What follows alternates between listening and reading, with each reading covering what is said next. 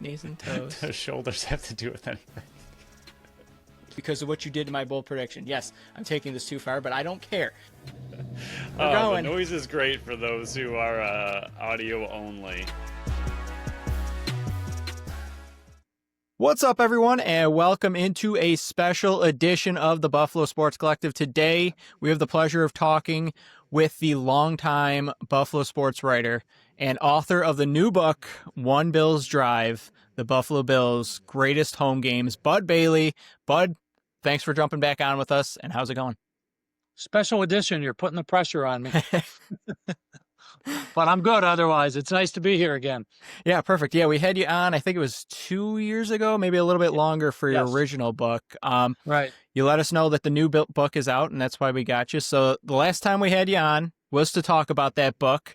It was Buffalo Bills, an illustrated timeline of a storied team. This time, it's about the greatest home games, and it comes at the perfect time because this is the final season at Highmark. So I suppose the first question to even ask is, where did the idea come from, about this book, and why did you choose to write it now when you did? Well, it's a longer answer than you'll expect, but I know you have lots of time. Oh, yeah. The idea started with Greg Tranter in 2021. Greg is a member of the Pro Football Researchers Association, that's how we met, in fact. I'm a member as well. And he had the idea in 2021 of getting ready for the 50th anniversary of the Orchard Park Stadium in 23. So he polled the membership locally, which is probably 30 people or so, what their favorite games in the stadium's history were. And he came up with a consensus list and looked at it and figured, okay, I'll put it away.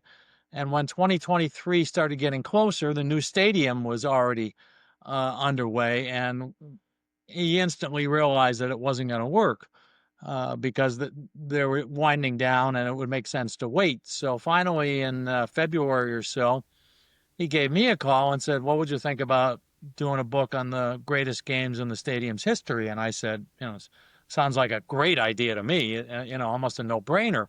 And the original thought was that we would do the 50 games after the season was over. Just so it could be complete, we would have the score of every Bills game played in that stadium through 2025. We'd have records about most yardage overall in home games, most one season records, one game records, and so on, and make it sound of an encyclopedia.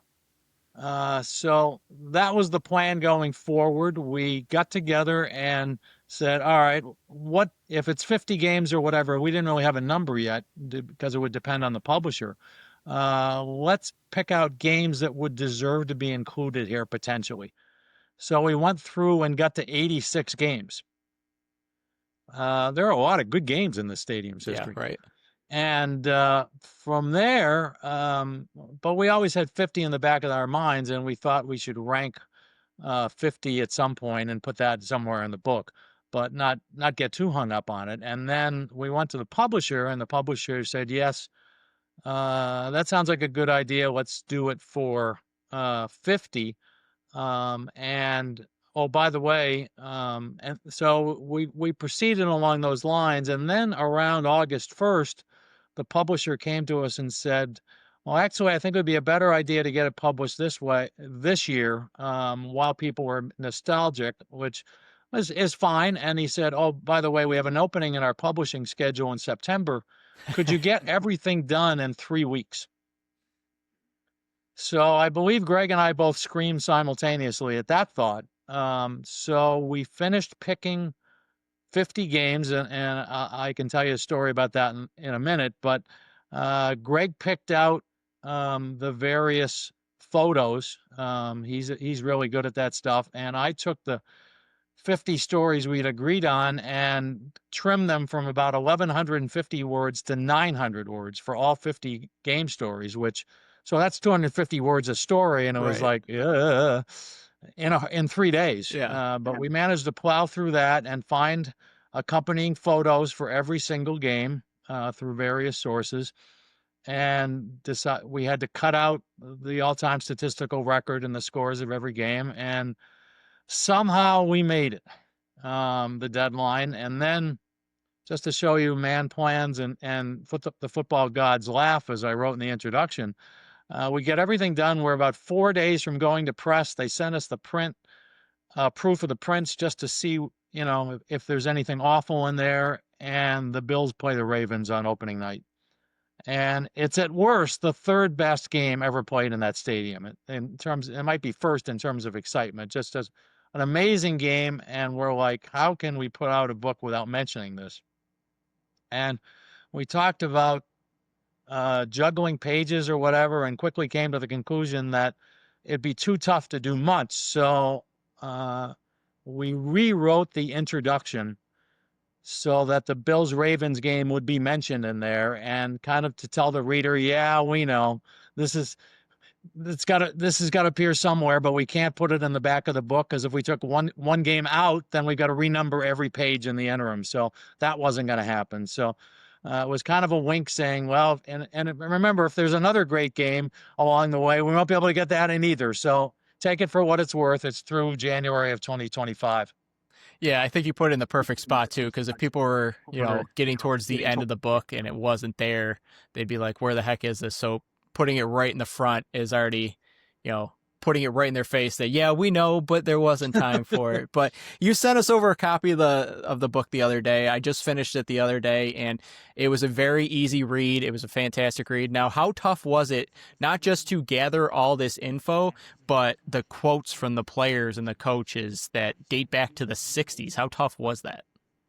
Well, not too bad in this day and age. Newspapers.com did good work on that part. You can look up the game. And the funny part about that point is the original stories that were 1,150 words had quotes from opposing players. And when I had to get down to 900 per game story, I said, all right, what goes first? And the most part, the answer was A, visiting players' quotes. And B, we had a chapter for each game called Legacy that was like 5 quick notes on what happened after that game, whether it was his last moment, or he got traded later at the end of the season, or they went on to do this or that. So that disappeared as well. Now, the other 36 games that didn't make the book, I've been putting on a website, Buffalo Sports page, and that is the full version, the 1,100 words that no one will ever see otherwise. So I put it up there, and you can see what the completed version was like, with opposing quotes and a legacy chapter. So at least someone's going to get to see him that way. So besides all the research that you put into writing this book, did you also go back and watch some of these games to get a better understanding or remembrance of what they were actually like again? Because I'm more of a visual learner, and I've always found it easier to remember things when I actually see them in front of me rather than just read them. I did not watch full games. I had a pretty good idea of what the game was by the game story and reading it. But what I did do often was check highlights, which are on YouTube. And I wanted to check out specifics that I needed to use within the game story. So a description of a touchdown play or a block kick or what happened. And there's a few cases where the newspaper story originally was rather vague. So it really helped just to watch and get those details right. I'd generally say at least look for the games on YouTube. They weren't all there, but a pretty good percentage were. And that way, I think I got what I wanted out of it. Nothing's foolproof, but it was a good way to check up on some things. And I remember, like, one game, there were a couple quotes from the announcers at the time, which I threw into the story just because they were so excited about what happened at this turning point of the game. So I thought it would be appropriate to throw that in as well. So Greg and yourself have partnered with books in the past. Obviously, the last one that we had you on, the illustration of the Buffalo Bills. Obviously, you have a great working relationship with Greg. Now, Phil and I have been friends for many years, and we've been doing this podcast for close to 5 years now. We have conflicts and disagreements from time to time on certain things. and you have 50 games that you guys ranked in this book. Were there any disagreements on where some of those games would fall, or was this pretty much an agreement through 1 through 50? That's a funny story because it's the short answer is fewer than you think. What we did even before we knew there'd only be 50 games in the book was we ranked our top 50. I did 50 in order, he did 50 in order. And I sent it to Greg and say, okay, here's what I think off the top of my head. And uh, Greg compared the two lists, and we agreed on 47 of the games. So there were 3 games that he had that I didn't have, and I had 2. Plus, I had counted in my 50 the last game ever played in the stadium because I thought that would be included in a book next year. Right. So when we're coming out this year, okay, we're down to 5 games. So it was really simple because if like he had a game ranked 38th that I didn't have, and I had a game 41st he didn't have, okay, we'll take those. So those include those in the book. So that's how we got the last 3, whatever they worked out. I don't want people to get too hung up on what should have been 49, 50, and 51 because really they're interchangeable and there's no wrong answer. Heck, if you want to rank them the top 10, they're nobody's wrong in that sense. I contributed, as Greg did, to an article in The Athletic on the best 25 games in the stadium's history. And there were about 12 local media types who contributed to it. And it was kind of all over the place. And that's fine. That's kind of the fun of it. And, we think we're pretty close to the truth, but so do they. So that's what makes horse racing, as has been said. And but the point is there's so many good games there. We hope that people look it over and go, oh yeah, I was at that game. Let me tell you about it. That sort of approach. So you've mentioned that you guys had well over 50, close to, I think you said 86 games that you Yep. guys had ranked. Now, is there a game, and I know we mentioned the Baltimore one right off the bat, is there another game, though, that didn't make the list for one reason or another that maybe you want to give an honorable mention to that just barely didn't make the top 50? And, like we mentioned, the Baltimore game probably would have been your top 3 if you would have had time to get it in there. But was there another one that just barely missed it? I wouldn't think so. I didn't have a strong feeling when I got to the bottom of the list. It was kind of, you looked it over and go, well, maybe this game, maybe that game. And there's some compromise involved. So the one game that jumps out as difficult to rate is probably the game you'd think of first, and in that sense, and that was the replacements game with the Giants. It's been called the worst game in pro football history, and I think it probably lived down to that title. But it was such a unique situation with some replacement players coming back, the regular pros coming back, Lawrence Taylor playing, and so on. And it was just a festival of turnovers and mistakes. And I was in the press box just giggling the entire game because it was all so silly. And at one point, there was some play that was really awful. And I looked over at George Young, the Giants general manager at the time. And, George is a dignified GM and all that. And he's sitting there and he's wiping his glasses off because they're covered with tears from laughing at what's going on. So he's thinking to himself, what did I get myself into on this? And there's a couple moments that just from being in the press box that I picked up on like that I couldn't help but throw in there. But the strike game was so ridiculous. And I went down after the game and Carl Bynum, the second string fullback, ran for like 146 yards that day, the game of his life under the circumstances. And people were crowded around, and somebody asked him what he was thinking when Slopey lined up for the game-winning kick. And Todd Slopey is an Orchard Park native and was on the Bills as the kicker, and he kicked the winning field goal only a few minutes left in overtime to win the game.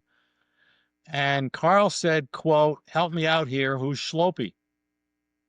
And a member of the media said, "You're a kicker."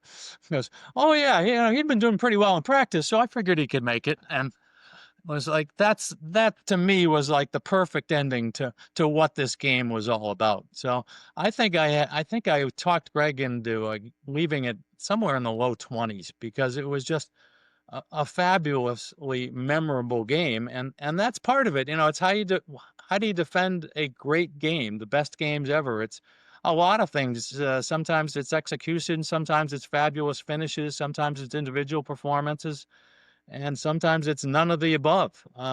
We wrestled with how many games were losses in the top 80 or top 50, and we wound up with 8 of them. And not surprisingly, in fact, we talked about this in an interview. During the decade of the 2000s, 2000 to 2009, we only had 3 games listed, and 2 of them were losses. So that shows you what an awful decade that was. And most of us have lived through that, and remember, it's like, yeah, not many highlights in that era.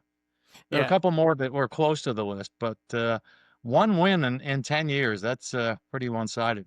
Yeah, and I think some of it that you can talk about is just not the greatest aspect of the performance on the field, but it's the most memorable as well. And the top one that comes to my mind is that snow globe game versus the Colts, where it was unbelievable. You have McCoy run into the left side of in overtime, high stepping it through like a foot of snow. It wasn't the best quality of game, but it was one of the most memorable ones there.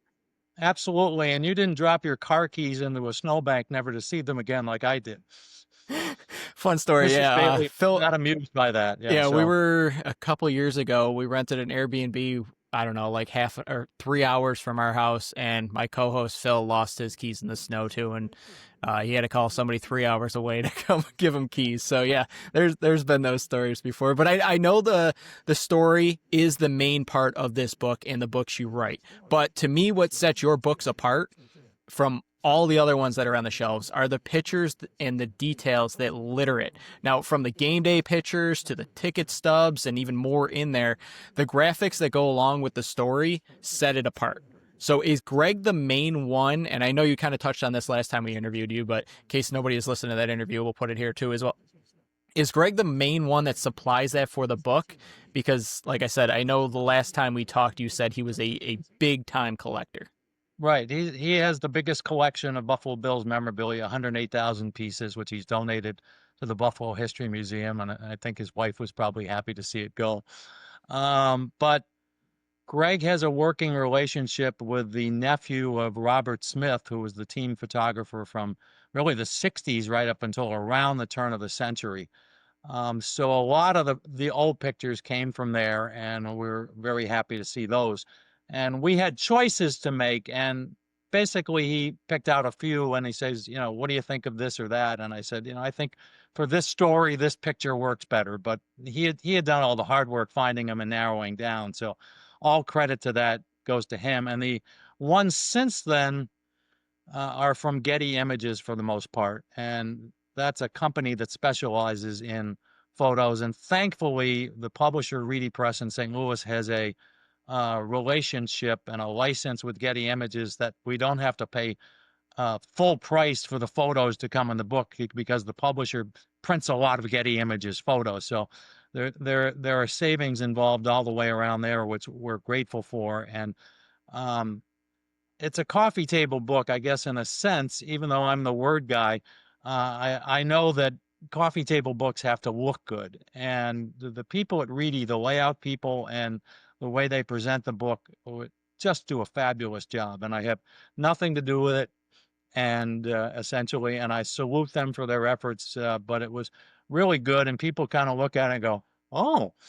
And now, considering that the original plan for this book was just to have game stories with ticket stubs and or program covers, which Greg has virtually all of them. To go from that to a coffee table book that looks really good was a really pleasant surprise. And I know we probably could have charged $25 for the old way, and this one's more, but I like to think it's worth it and make it more of a keepsake, which is what you want from a book on looking back on this sort of year of 52 years of Bills football in Orchard Park.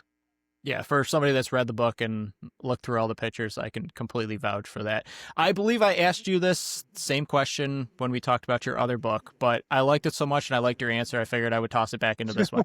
Was there a section of this book or a certain game that you wrote about that kind of caught yourself learning something, or I mean, learning something for the first time, or brought back a memory that maybe you had forgotten about? Hmm. Every game pops up, and for example, the first game, the exhibition game with the Redskins, I did not attend that game, but my mother did. And she got there in the second quarter because the traffic jam was so bad. She sat up like literally one row from the top of the upper deck and 3 seats from the edge of it. I mean, if she stood up and looked carefully, she could probably see Lake Erie, and it took her that long just to get to her seat because the traffic was so bad. And um, going back and reading the game stories about what that was like and seeing people saying, "Oh, I missed the rock pile already," and so forth. That was a lot of fun. And there were games that, I didn't remember, like in 1974, the Bills played the Jets. And the weather was just horrible. It was 40 degrees. It was sleeting horizontally. Just miserable. Joe Namath, I think, was 2 for 18, and the Bills did not complete a pass and still won the game. It's a game that might not even played today. And I was at Syracuse in college then, and I don't remember that at all. And it was like, I'm reading it, and it's like, holy cow, what that? Why wasn't I in the press box for that one? And it said maybe the people like the outside ones must have been absolutely miserable. Um, so I think must have realized at that point it's better to be in the press box than out of it. But stuff like that comes back to you.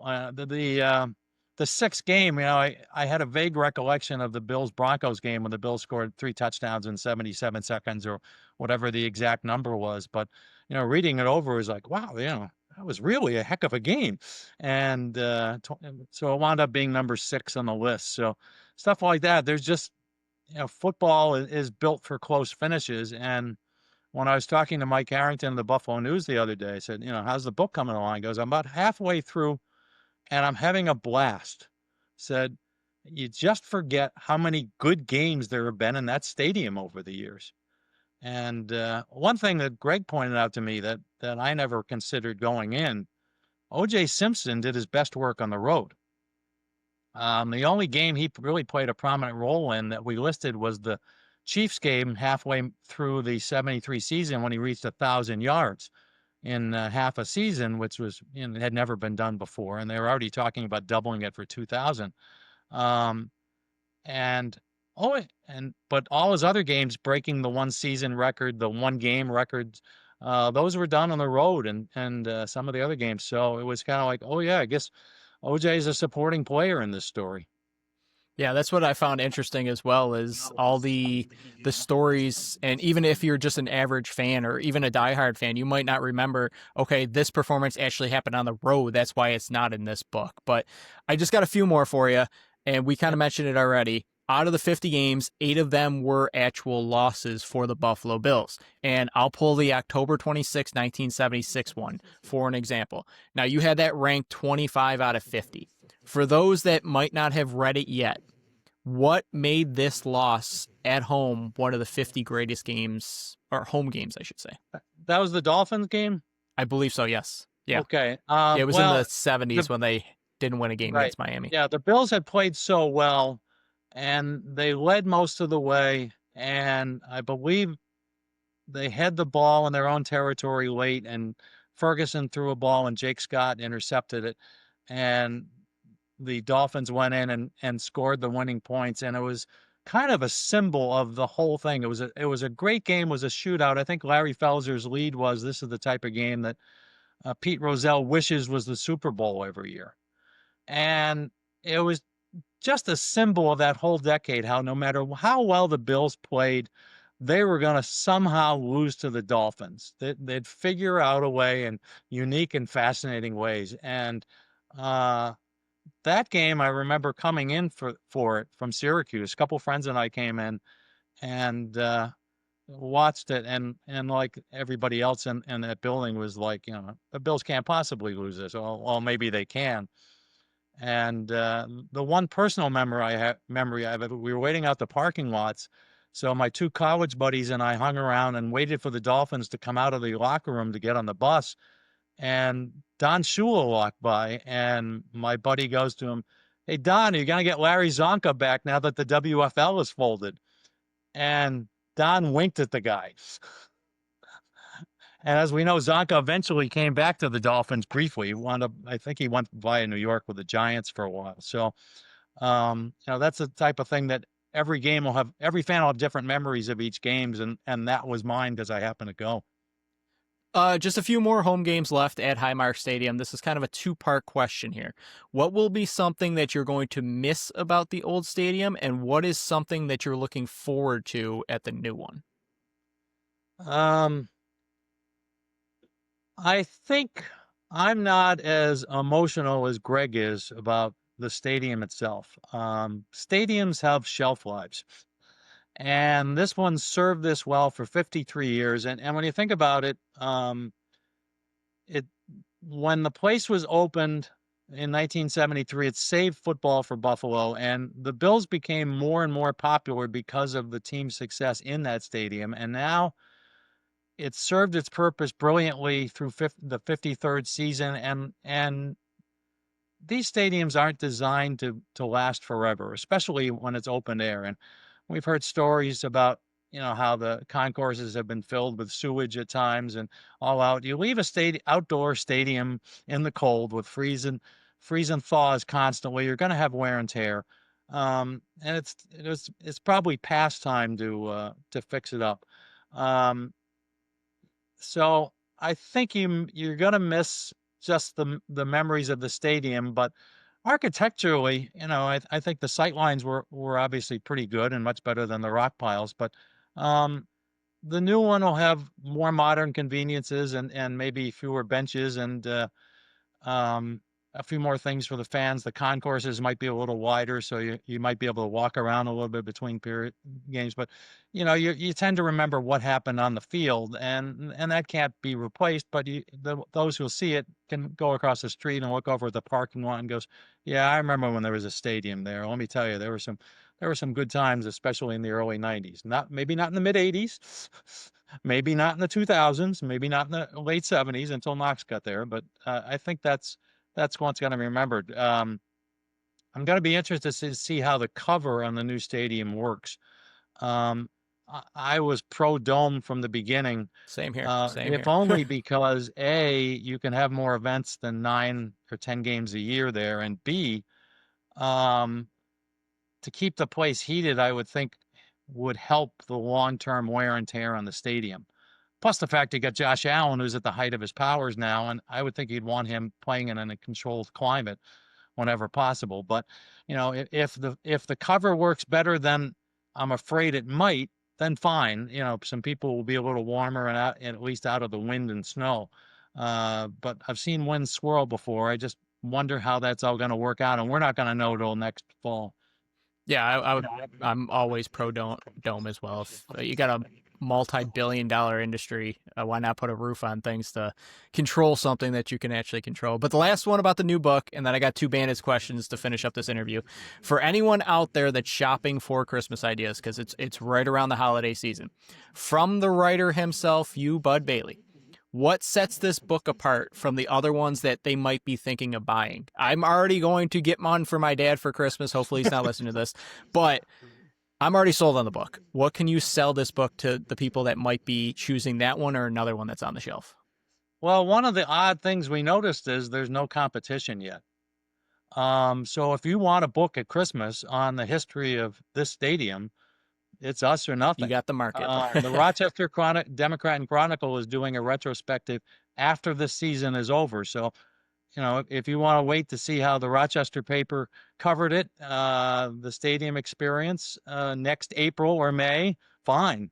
But if you want a book now when you're in the mood to relive it, we're about it. And that's nice. And I think one of the things that has made the books with Greg and me unique is that we come at it from different angles. And this was really hammered home. We were doing a radio interview a while ago, and Greg was always approaching the questions as a fan, And I was always approaching the questions as a reporter. And the contrast was really stark. And he refers to the Bills as we. I never do. Um, I like to think of myself after reporting for almost 50 years professionally, that I'm the objective observer. That you really need to put things in perspective and not have that fan enthusiasm. But I also appreciate that fans make the teams go. They keep them in business, so they're important part of the equation as well. So I think in that sense we've worked pretty well together, and you get both elements of those as you go on the book. So you're getting, if you're a Bills fan, you can see that enthusiasm and you can swoon over the ticket stub that you might have had or still have somewhere.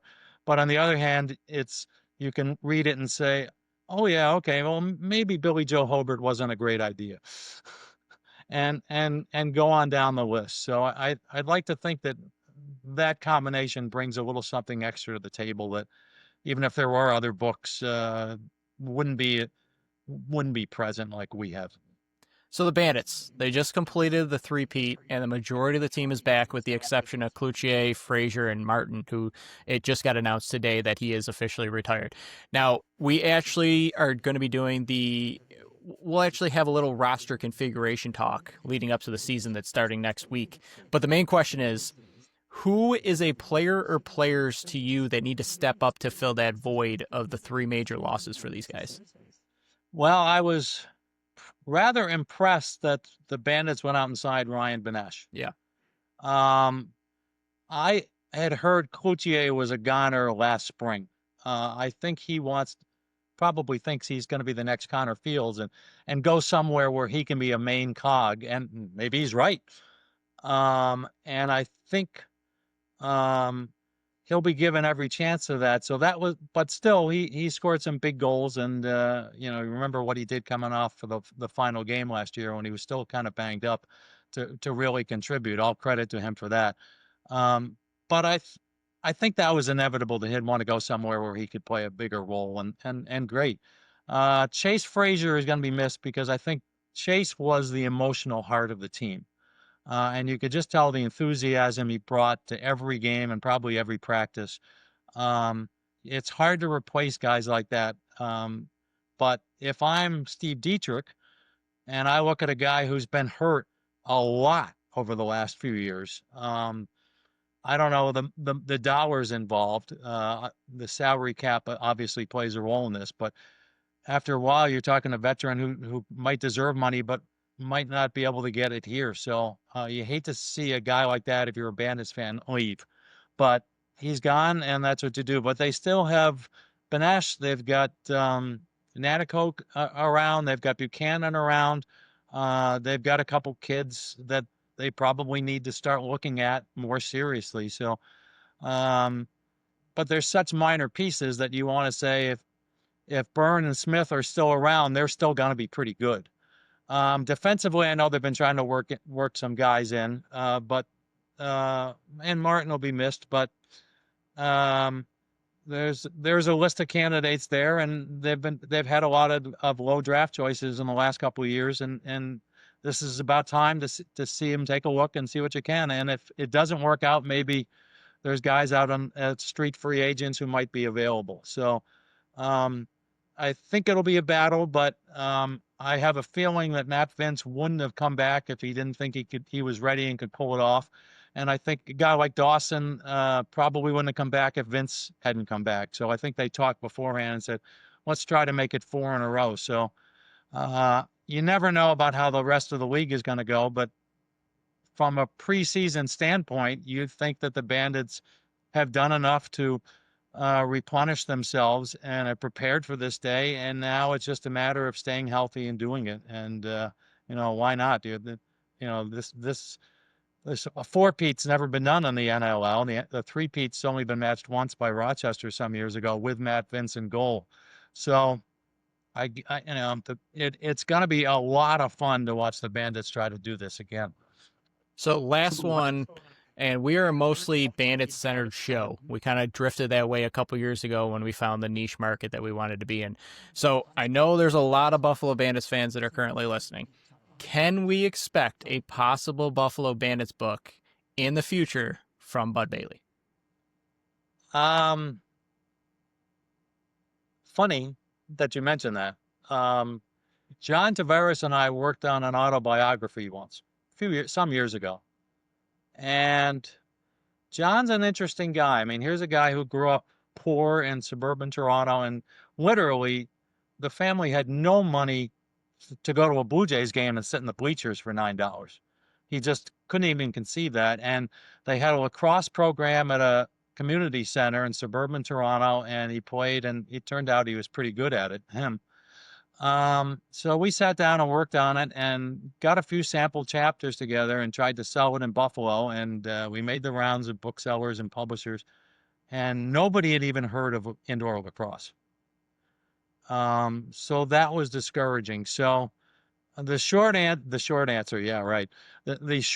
answer would be, I don't see that happening for that reason, because it's just a tough sell. And in lacrosse, with a Canadian side to it, it's difficult to sell it on both sides of the border these days for a variety of reasons. And Tavares, coming from Toronto, it's just hard to get the books over there or vice versa. So that's kind of complicated. The one thing I do have a Bandits history blog, banditshistory.blogspot.com, and I keep all sorts of silly records that come up during the course of the season where I ask myself, geez, has anyone ever scored 10 goals that quickly in a game or whatever?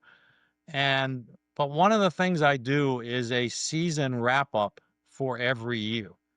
When it's all done, I jot it down and I include some videos and pictures of it, and try to wrap up the season, not quite in book length form, but certainly at length, to give you an idea what the season was like. It was a little easier when I was covering the team for the Buffalo News because I was around it a lot more and going to practices or whatever.